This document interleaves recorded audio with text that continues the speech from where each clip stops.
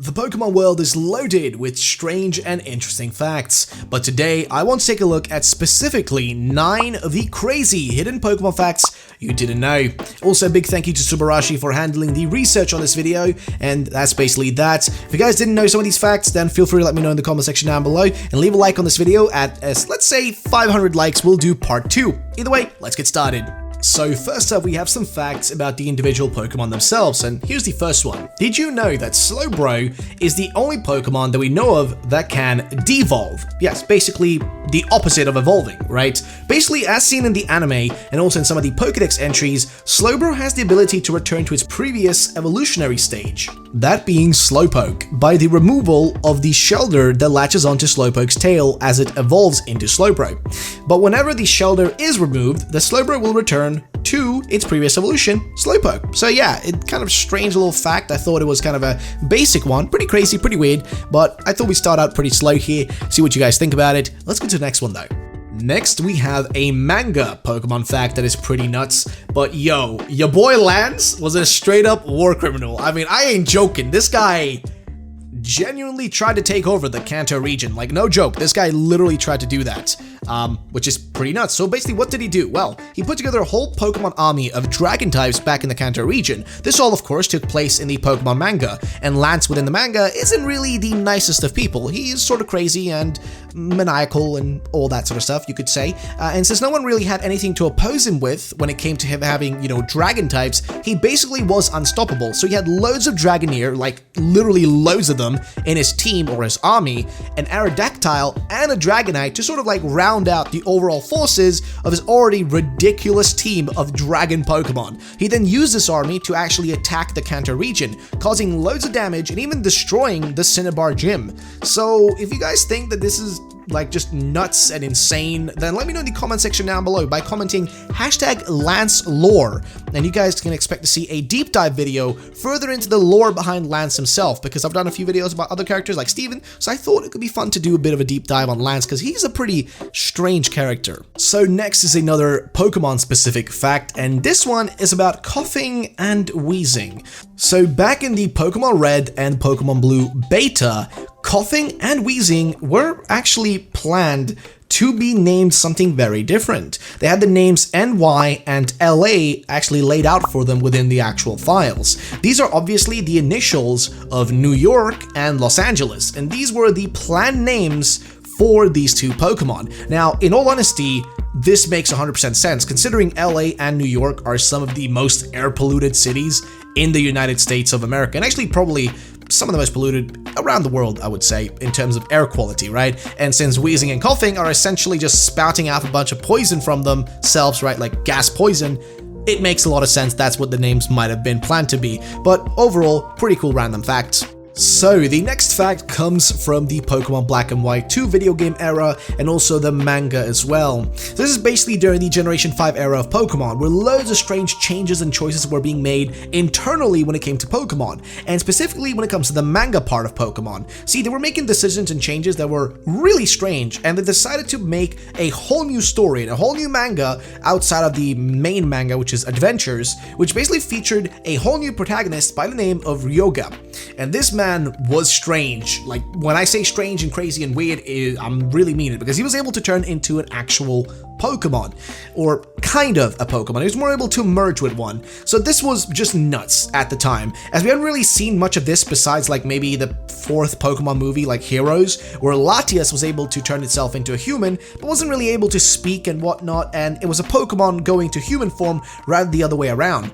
But this new manga and character were different. So Ryoga showed up in the manga, and this is what it was called, which was Pocket Monsters Reburst, and Ryoga served as the main character for the manga. He had the ability to gain burst form, where he would merge with Zekrom, giving him the ability to use dragon and electric type powers and moves. And on top of that, he also had loads of overall power and strength in his normal human form.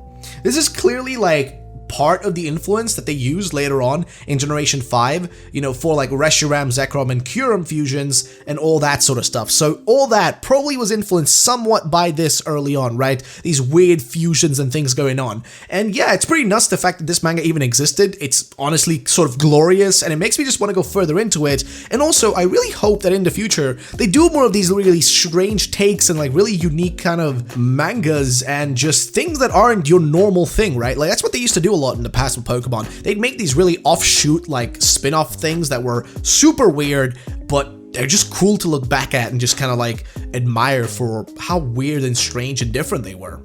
So next is a Pokemon fact coming to us from the Pokemon anime. See, during the very first episode of the animated series, we have a scene in which a sparrow is chasing after Ash's Pikachu and attacking it. And what we get to see in this exact moment is that Sparrow is in first-person view, and as it's chasing Pikachu, everything that Sparrow is seeing is seemingly kind of black and white pretty much. Now, this is really strange, right? Why would that be the case? Well, this essentially pretty much confirms that Sparrow is seemingly colorblind.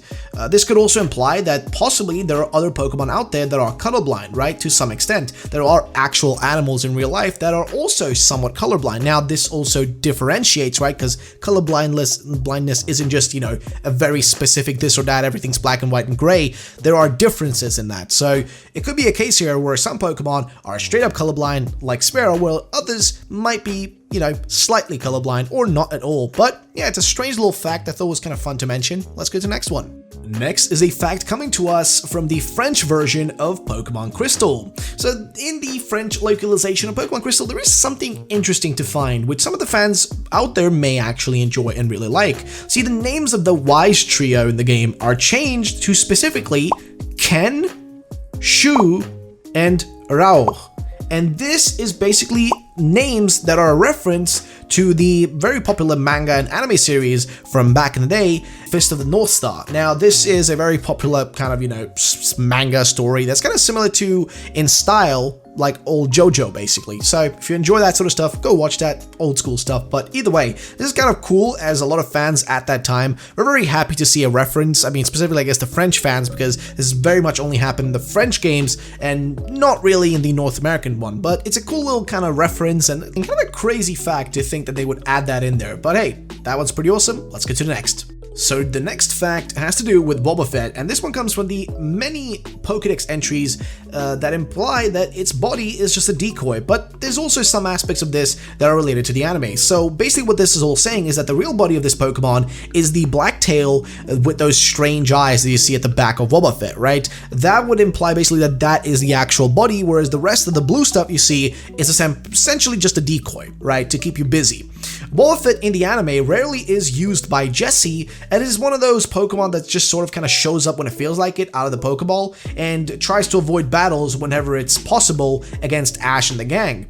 But there are a few moments in some of the, you know, anime Pokemon movies where Wobbuffet defends Team Rocket from attacks from like genuinely powerful moves and powerful Pokemon by serving as a literal wall between them and acting as a decoy for Team Rocket to get away and survive. And it's sort of like the perfect decoy as well, and you know, it wouldn't be surprising because the blue part is just kind of this weird thing covering up this tiny little black tail with eyes on it, and it all makes sort of sense. So what do you guys think? Do you think Wobbuffet is just a decoy?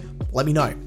So, as some of you may know, in the Pokemon games, when you play the first generation games, the main character you play as in those games is Red, and he's named after the game, but also your rival Blue is named after the opposite game you would be playing, right? And there's also, of course, Green, but did you know that in the Pokemon Adventures manga series, there's also a character named Yellow, named after Yellow from the Pokemon Yellow game? Yeah, it's kind of weird, right? Yellow is only exclusive to the manga though, and she's like a female character that's about 15 years old, kind of generally small, and wears a straw hat, sort of like Luffy from, I don't know, One Piece or something, right? Sort of like that. It's kind of strange, right? Because every one of the other characters is pretty much very reminiscent of their actual in-game counterparts. And I mean, if you're playing Pokemon Yellow, your character looks far more like a representation of just Red again, or like a representation of Ash. More or less that than what you see in the Adventures manga, which is a totally different version of Yellow. But yeah, it's a kind of a strange little fact I thought it was just kind of fun, and you know, just thought I might as well include it. You know, let's go to the next one. And the last fact fact for this video comes to us from the Pokemon game. So in Pokemon X and Y,